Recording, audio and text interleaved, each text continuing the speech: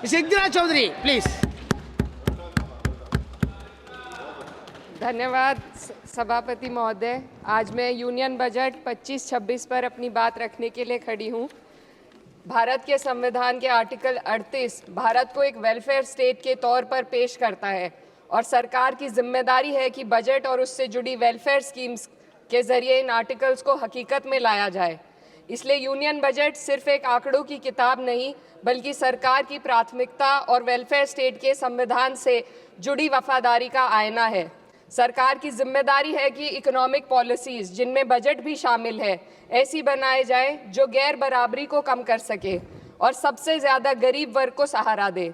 Budget वो lifeline है जिससे शिक्षा, स्वास्थ्य, पेयजल, social security, SC ST minority, गरीबों की भलाई के लिए स्कीमें चलाई। मगर ये बजट को देखकर महसूस होता है कि ये भविष्य के निर्माण से ज़्यादा हेडलाइन बटोरने का एक दस्तावेज। इससे सबसे ज़्यादा प्रभावित होने वाली वही लोग पीछे छूट रहे हैं जिन्हें सरकार के सहारे की सबसे ज़्यादा ज़रूरत थी।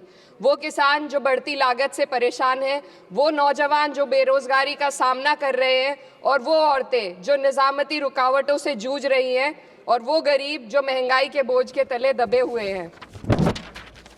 This government is proudly marketing the income tax exemption 12 lakhs, but the question is how many Indians even earn that much to benefit from it. Only 2.2% of Indian population pays direct taxes, whereas no relief has been given direct taxes, the burden of which falls on everyone, especially the poor and weaker section of the society. This clearly shows that this is not an inclusive budget. GST की ऊंची दरों ने आम आदमी की कमर तोड़ दी है। ज़रूरत इस बात की है कि खाद्य सामग्री, दाबे और ज़रूरत की चीज़ों पर टैक्स कम किया जाए। पेट्रोल डीजल पर टैक्स कम करने की कोई कोशिश नहीं हुई, जिसका सीधा असर हर नागरिक पर पड़ता है। आर्टिकल 41 कहता है कि सरकार को ये कि वो अपनी इकोनॉमिक हालात और रिसोर्सेज के हिसाब से लोगों को रोजगार दे। इस बजट ने बेरोजगारी दूर करने की दिशा में कोई ठोस उपाय नहीं दिया है। नई नौकरियों की बात तो छोड़िए, जो पहले से थी वो भी खत्म होती जा रही हैं। स्किल डेवलपमेंट प्रोग्राम के नाम पर करोड़ों खर्च किए जा रहे हैं, मगर सवाल ये है कि ट्रेनिंग लेने के बाद कितने नौजवानों को असल में नौकरी मिल रही है। सरकार के पास इसका भी कोई आंकड़ा नहीं है। सरकारी विभागों में लाखों पद खाली हैं, मगर भर्ती का कोई प्लान नहीं है।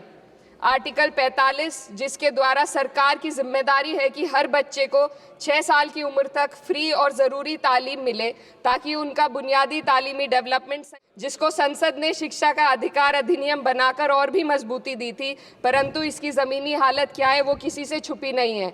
नगरीय क्षेत्रों में सरकारी स्कूलों में शिक्षक ना होने की वजह से स्कूल बंद हो रहे हैं तथा दूरस्थ ग्रामीण क्षेत्र के ही नहीं पहुंच पा रहे हैं। सरकार कह रही है कि डिजिटल इंडिया और AI से तालीम का इंतज़ाम होगा, मगर ज़रा ज़मीन पर देखिए, उत्तर प्रदेश में सिर्फ 22% सरकारी स्कूलों में कंप्यूटर है। मेरे संसदीय क्षेत्र कैराना में कई सरकारी स्कूल शिक्षक ना होने की वजह से बंद हैं और मदरसा एजुकेशन के बजट में 57% की कटौती कर दी गई है। क्या यही सबका साथ सबका विकास है? इसी तर्ज पर अस्पताल हैं जहां पर डॉक्टर नहीं है। आर्टिकल 47 अच्छी सेहत और जिंदगी के स्टैंडर्ड को बेहतर बनाने की आवश्यकता पर जोर देता है। राज्य की जिम्मेदारी है कि लोगों की सेहत और उनके वेलबींग को बेहतर करने के लिए ज़रूरी कदम उठाए, लेकिन हकीकत यह है कि इस बजट का सिर्फ 2% ही आम जनता तक पहुंच पाता है। शामली जिले में 84 डॉक्टर की पोस्ट स्वीकृत है, मगर सिर्फ 29 डॉक्टर काम कर रहे हैं और गायनोकोलॉजिस्ट मात्र 1 है। दवाइयों की कीमतें बढ़ती जा रही हैं, मगर गरीबों के लिए कोई राहत नहीं है। सरकार ने महिलाओं का दावा किया, मगर 81% इसका बजट सिर्फ पोषण योजनाओं में डाला गया है। महिलाओं के रोजगार, उनके इकोनॉमिक इंडिपेंडेंस और सुरक्षा के लिए कोई ठोस योजना नहीं बनाई है। बेटी बचाओ बेटी पढ़ाओ का बजट घटा दिया गया, जिससे साफ है कि ये सिर्फ नारेबाजी थी और कुछ नहीं। किसानों की बदहाली हम सबके सामने है, लगातार चलती आ रही है।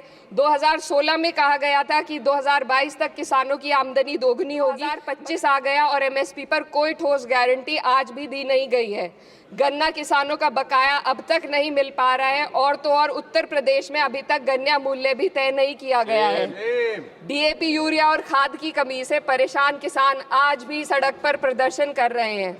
मजदूरों के लिए जो सबसे बड़ी योजना मनरेगा थी, सरकार कहती है कि मनरेगा ग्रामीण भारत की रीढ़ है, मगर बजट में कोई भी बढ़ोतरी नहीं मिलना बहुत शर्मसार है।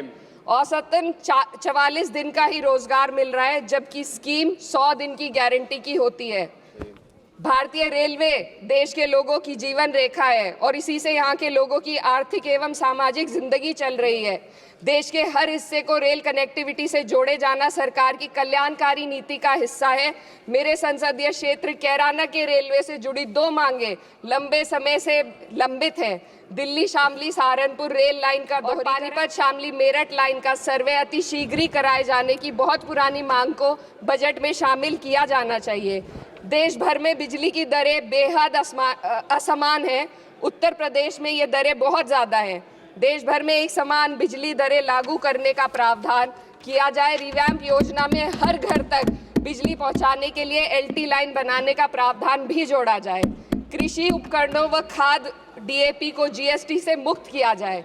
किसानों की एमएसपी की मांग को पूरा करने के साथ साथ उत्तर प्रदेश के किसानों को गन्ना मूल्य निर्धारण पिछले वर्ष से बढ़ाकर किया जाना बेहद जरूरी है।